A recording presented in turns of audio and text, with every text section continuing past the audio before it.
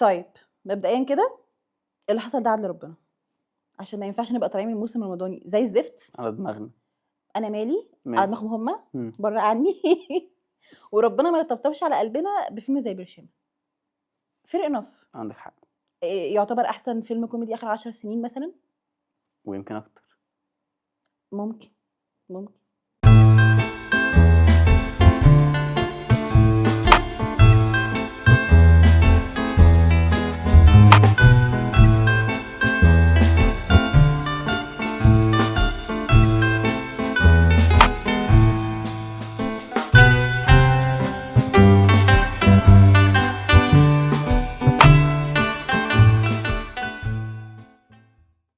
طيب نبدا بالقصه. القصه من تاليف استني بس قصه ايه بس فين. احنا بس عشان الدنيا عيد وكل سنه وانتم طيبين والناس قافله، فما عرفناش نعمل بوستر الفيلم اللي هو بطوله استاذ هشام ماجد، فجبنا لكم اخوه. معلش كل سنه اتمنى طيبين. تكونوا موافقين يعني. كل سنه طيبين. بس والله كريتيف. راجل. طيب القصه بقى بجد القصه من تاليف استاذ خالد دياب. بس شبهه قوي. احنا معانا حد في ما المكتب كان مصمم ان هو هشام ماجد اصلا، فقشطه تمام. ماشي. والله. يلا كمل. طيب القصه من تاليف شيرين دياب واحمد زغبي وخالد دياب. تحفه. انا حبيت عيد دياب من دلوقتي. هل هم يقربوا لدياب ولا نروح نسال احمد رجب في الموضوع ده؟ ما هو النبي ابوس راسك ابوس. انا جات لي تروما. ماشي ما فيش اسئله قراب، عشان هو لو كان موجود دلوقتي كان اقول لك لا ده دياب بقى اللي في الصعيد ابن خالة عم ده فرع تاني. ماشي. ما علينا. المدني. اوكي يلا نكمل. الفقره دي بتبقى وكوره قوي، انت بوظتها. مبدئيا كملي. المهم كملي تاني نقول تاني. ماشي. القصه من تاليف خالد دياب اللي هو المخرج. ايوه اوكي. وشيرين دياب واحمد زغبي. حصل. شيرين دياب وخالد دياب اشغال شقه. شكرا. نقطه. بالظبط. تمام. حصل. هي مش نقطه لان هم طبعا عملوا حاجات تانية بس يعني اقرب حاجه والناس هتريليت ليها اشغال الشقه. يعني اقرب حاجه حصلت اللي هو انتوا هتتوقعوا هنوصل للكوميديا لفين لو عملنا فيلم. طيب مهما تتوقعوا لا مش هتتوقعوا، مش هتوصلوا. احنا حرقنا ريفيو بدري قوي. اوكي يلا. يلا. بس انا بقول لك احنا حرقنا ريفيو بدري قوي. احنا هنعمل ايه؟ نتكلم عن ايه؟ نتكلم على الاخراج. نتكلم. مش عارف ابدا منين من كتر ما في حاجات كتير قوي حلوه. كل العوامل حلوه فمش عارف ابدا منين. فنتكلم على الاخراج. نتكلم عن الاخراج او نتكلم على القصه. نتكلم عن القصه. نبدا من هو السيناريو بيبدا منين؟ من المؤلف. ايوه حصل. والمؤلف بقى كده بيروح لشركه الانتاج تجيب المخرج. في الحاله دي هو بياخد بعضه فتعالى نمشي بقى ويروح لنفسه يقول له ايه رايك في الفيلم ده مخرج. فبما ان المؤلف هو المخرج فهنتكلم عن دياب. الحمد لله. الحمد لله. يعني صعب جدا ان انت تعملي شبه وان لوكيشن. هو مش وان لوكيشن. هو انت معاكي فصل 90% وان تمام. هي القصه باختصار يا جماعه بتتكلم عن امتحان ثانويه عامه للناس اللي هي منازل نراعي عدم الحرق. لا هي دي. ايوه لا اتفرج على اعلان هتبان. فبنشوف بقى في المنازل دي جميع الاعمار، الست الكبيره، الشيخ، الدكتور، الرقاصه، كل حاجه، كل هتلاقيها مسجون جاي كل حاجه. واللي تعبان واللي نايم وكل هنشوف كل اصناف اللي انت بتشوفها في اللجنه الطبيعيه في ثانويه عامه. انا شفت حاجه دي. انا كنت الشخص النايم مبدئيا. المهم انت جمعتي كل دول في لوكيشن واحد وقاعده في فصل قد اللي احنا قاعدين فيه ده كده بالظبط. ده احنا ممكن اكبر كمان. ربنا كرمنا. انا ما زهقتش ثانيه. انت في كل مشهد بتخليني اضحك. لا ما زهقتش ثانيه. في فرق ان انا ما فيش حد فتح بقه غير بيضحكوا بصوت. الفكره في حاجه كمان. هو انت ازاي ما بتعيدش الكادرات؟ لا انت ازاي عملتي دي اصلا طول الساعتين؟ يعني انت ازاي في اوضه كده متر في متر ما عدتليش كادرات؟ انت كل شويه بتوريني كادر جديد، كل شويه بتوريني موقف جديد، حاله جديده. ايه ده؟ عارفه عبد الرسول طلع ما بتشوفش غير بالنضاره، فهو جايب لك النغمشه ان هي الشخص ده فريم تحفه وهي جايه تقرا ورقه الاسئله، فانت جايبني بقى وهي مهزوزه وهي فوكس وبتظبط. ده فريم عبقري مع ان هو ما كلفوش تفكير. هي 5 ثواني بس عملت كده والفوكس بولر عمل كده. هرب فوكس. هو هرب فوكس. الفن يا جماعه فنان بجد. لا يعني حاجه. والكادر اللي هو من تحت الديسك ده. عايز اشكر بقى اللي يقدر يعني بعيدا عن الكادرات وبعيدا عن مدير التصوير الجامد وبعيدا عن كل ده هنجيله كل ده، بس ان انت تعرف تكتب لي سيناريو يشدني كل الشده دي وابقى مندمج، اللي هو مش عايزهم يروحوا مكان تاني، يخليكم في الفصل. انا مبسوط ان انتوا في الفصل. وكاركترات ويوم ما نزلتهم من الفصل وديتهم لحته تانية يعني انتوا ازاي شدينها كده؟ ازاي كنتوا بتربطوا حاجه؟ حسنه في الكتابه. اه انا طول عمري بكره سواء في افلام اجنبي او عربي او افغاني او اي حاجه اه المشاهد اللي بتضحك عن طريق ان هي تبقى مقززه او مقرفه. هنا بلعناها عادي. مفيش مره في حياتي الناس ضحكت اللي على المشهد بتقرف ده بقى. الناس اللي بتقرف اصل هتلاقوا ليه؟ مشاهد مقرفه جدا، بس يعني وضحكت هتضحكوا عادي وهتبقوا لان مبسوطين، هما ما مش كانوش هتقوموا تسيبوا الكرسي وتمشوا يعني. هو خلاص المشهد بيحصل فيه الحاجه المقرفه دي، بس هما تك تك تك تك افيهات. طب ما انا اه ضحكت، طب اعمل ايه؟ ما انتوا بتضحكوا، ده حقيقي. انتوا بتضحكوا. آه ايه بلس انا 18 عايزين بقى نتكلم ان الكتابه بلس 18 شويه، كتير شويتين كتير كتير. يعني بس عادي، انا مبسوط جدا. انا اصلا يعني انا مبسوط جدا. احنا اصلا البرنامج بتاعنا لما بنيجي ننزل فيديو بنعمل بلس 18. الموضوع عادي زملاء فعادي يعني، زملاء. هم مش اكتر مننا في حاجات، بس هم مش كاتبين بلس 18 على الفيلم. عايزين نبقى احنا نتاكد من حتى هذه البوستر مش المعلومه. معانا. البوستر مش معانا، هو مش مناسب للاطفال خالص. تمام، بس الاطفال تخشوا عادي. احنا دلوقتي الاطفال الجيل بس ده هو بس كبروا هي بدري. مشكلة. فالكتابه نقطه. في مشاهد بلس 18 هتحبوها عادي جدا. كتابه لايك، في ناس هتتضايق منها عادي جدا برضو، مفيش اي بس مشكله. احنا تعالى بقى نخش على هنشيلها. الاخراج. يلا. تمام. المخرج هنا هو معانا مشارك في الكتابه. حصل تمام. حصل. تحفه، فظيع، عبقري، كذلك بنضحك مش بالكاميرا، بتاخر. انا بنضحك قلت ده بالكاميرا مليون جدا. مره. التوظيفات خطيره. عرف عبد الرسول وهو مطلعها عارفه عبد جباره الرسول، كوميديا. ايه عارفه عبد الرسول، عشان هي لو سمعتك بتقول عارفه عبد الرسول. ماشي. مطلعها بطريقه.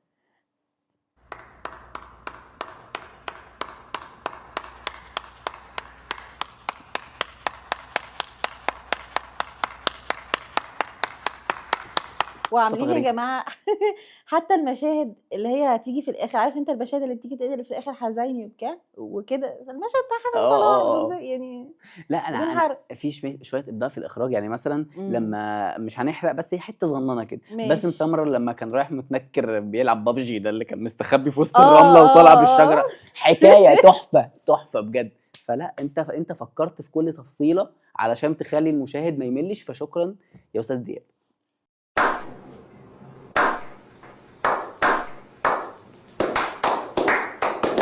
بالمناسبه بوينت كمان كده مهمه. من 10 سنين تقريبا احنا عملنا، استاذ دياب حاول يعمل الوان لوكيشن. تمام. طلق صناعي بالظبط. طلق صناعي، وخيشت منه مرتين ثلاثه انا عايزه كده. اقول لك الفيلم ده كان سبب ان في حد معانا هنا في اللوكيشن هنا قال لنا انا مش متفائل عشان انا بخاف من خالد دياب في الكوميديا. في الافلام. هو جه في السمر كورس اللي احنا عايشنا فيه ده وعمل ريمونتادا قويه جدا. يعني نجح بامتياز نجح منصه ونجح تعبير وجه واداءاته كله يا باشا تحفه. نروح عند احمد جبر مدير تصوير. احنا لسه كنا بنجيب في سيرته في عين سحريه. سحريه.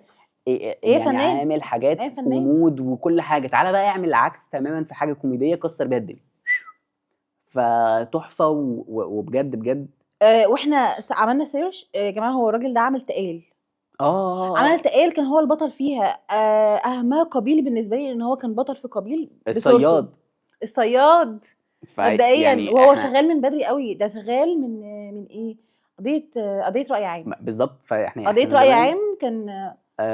انا حلو. انا بحب الناس اللي بتعرف تختار الكرو اللي معاها، اللي هي تطلع الصوره الجميله دي. ولازم نشكره جامد. نروح بقى ايه؟ ممثلين. لا حاجه بسيطه كده قبل الميوزك. لايقه جدا، مش عايزين نتكلم في ده. انا في حاجه بسطاني في الديكور، ان في شويه جمل كده كانت على الحيطه ورمزيات. انتوا ديكور فصل جدا، الناس واخداه قاعده معفن قوي.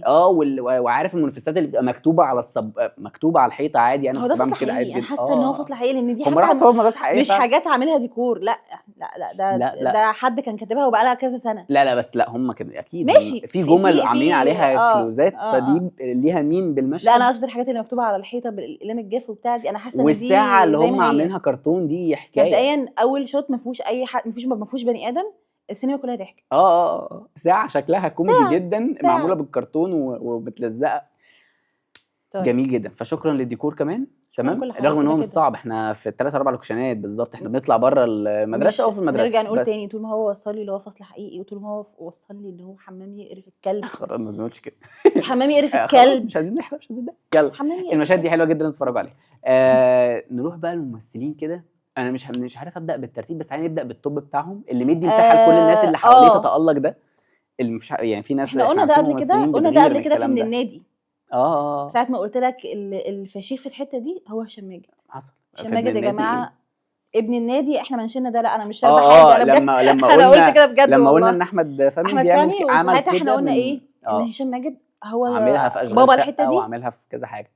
هو بقى انا عاملها مش لبطل ولا 2 ولا 3، هو عاملها لكل الناس. يا جماعه في كده مثلا بتاع ربع ساعه من الفيلم، هو البطل مش موجود معانا، هو متربط وقاعد على جنب ماشي، ما علينا يعني، هي مش حرقه، وانا بتكلم بجد ان هو اختفى من الفيلم ربع ساعه وسايب الممثلين تتالق وتتعمل اللي عندها. مش بتاعتي لوحدي خالص. لا ومش انا اللي عايز اقول الافيه اللي بيضحك، لا انت قول افاك وانت قول افاك، وانا ممكن ابقى معاكم، بس لو انا وجودي ملوش لازمه ممكن اركن على جنب عادي جدا. الفيلم يبقى كويس، فالفيلم يضحك، الافيه يضحك ايا كان مين اللي هيقوله هيقوله ده، بغض النظر هو فعلا قال افات كتير جدا جدا جدا. تحتيه على طول مصطفى غريب اللي شايل برضو على هم كلهم، ما فيش حد شايل على كتافه، يعني الفيلم ده ما فيش حد هينفع نقول لا ما حدش هيتميز شايل على كتافه. اصل انت ممكن تقول مصطفى غريب، انا اقول لك لا حاتم صلاح، انت تقول عارفه عبد الرسول اقول لك طب وريهام عبد الغفور، مش هنخلص. فاهم يعني مصطفى غريب اول مره اشوفه هو المره دي كان بيعمل دور اللي انت قلتي الغبي. لا هو دايما كان بيعمل الغبي. هو المره دي عبيط او هبل، وفي فرق. وفي العسل منه كده لما واحد افيه لما كان بيكتبها قال لها كان نفسي اكتبك في التاني. ده موتني ضحك اللي انا فهمته بعد فتره. انت انا فضلت مبدئيا احنا دخلنا مع بعض كل الافلام اللي احنا اتكلمنا عنها تمام. انا اول مره اشوف نبيل بيضحك كده. نبيل كان بيغطس مننا في الكرسي تحت وبيطلع تاني. ده مش طبيعي، لا اللي بيحصل ده لا مش طبيعي. لا مش طبيعي. وبعدين مش انا لوحدي اللي كنت بضحك كده، السينما كلها بتضحك كده، لدرجه ان في ناس في البريك ال10 دقايق ده المفروض بتقوم بتخش الحمام وبتجيب حاجات كملوا ضحك، بيكملوا بقى بيحكوا الافيهات اللي حصلت في النص الاول من الفيلم. انا دي ما شفتهاش بصراحه. نوستالجيا ده محمد هنيدي 2000 مثلا نرجع بقى وكانوا هيسقفوا على استحياء، بس هم حسوا انه ما ينفعش نعمل كده في سيتي سنتر البازا. بس يعني انا حاسه بس اللي هو ايه يعني الجمهور ده مش بتاع السينمات اللي بتقوم وبتسقف شبه الجزيره 3. انا اكاد اجزم ان في اي سينما في وسط البلد هيسقفوا عادي جدا عادي جدا. سقيف يعني احنا في مسرح لا لا لا لا. طيب جميل. كلمه ريهام عبد الغفور عشان هي كانت معيطانه اقل من 24 ساعه. احنا كنا قاعدين بنعيط في اخر حلقه في حكايه نرجس. كنا قاعدين بنعيط في حكايه نرجس. انت النهارده موتاني من الضحك. انا عايز اقول بس في واحد بس، هي كانت طالعه رقاصه فهشام ماجد طالع شيخ، فهو قاعد بيقول لها ابعدي عني، قالت له لو بص لو هحضنك. تخيل حد بيحضن حد انا اللي هو بتهدده بالحضن. هي بتقبل عليه بجد. ايه يا فنانه في ايه؟ لا هي فنانه لا عظيمه. لا انت يعني كوميديا جباره، دراما يعني ايه يا فنانه، الشابو ايه الدنيا.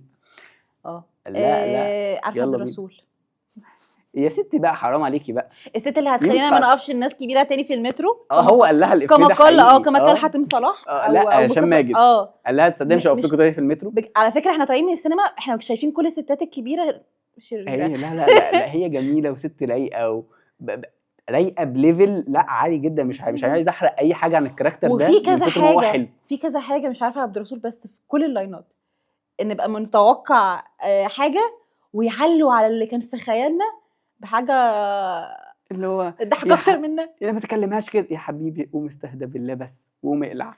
لا هي قالتها بطريقتها. معلش ما قالتش كده عشان انا معلقه في دماغي تتراجع استهدي بالله يا بنتي قومي اقلعي للدرجه الثانيه، لان في دلوقتي الفنانه عارفه عبد الرسول طلعت بيها بطريقه احلى. قالت لها قالت له استنى كنت A few moments later. لا في كميه افيهات يعني هي طالعه وليه. انا مش عايز احرق الكاركتر ده، انا بقول لك خطير هتخشوا تستمتعوا بيه ليفل كبير جدا. ان حاتم صلاح انا ده الكراش بتاعي. بلطجي لذيذ جدا شبه احمد شامي والله هو نفس الشبه يعني كشكل. بلطجي عسل تحفه جميل مسجون لطيف. في جمله كان بيقولها مش هنقعد كل حاجه نتكلم عليها. لا في ناس يا جماعه احنا زينا من كتر ما قلنا ان هم شاطرين. بس الحقيقي بصراحه على فكره باي ذا واي بس لا مش هلحقك انا هسيبك في شر اعمالك. هو كان عامل دور حلو قوي في افراج تحفه والله. انا مالي يا جماعه هو راح عمل الواجب اللي عليه. ماشي في رمضان بقى نحل بقى في حلقات نبقى نحل في حلقات تانية. ماشي اوكي. وبمناسبه الشيء بالشيء يذكر مين اللي لامع في رمضان؟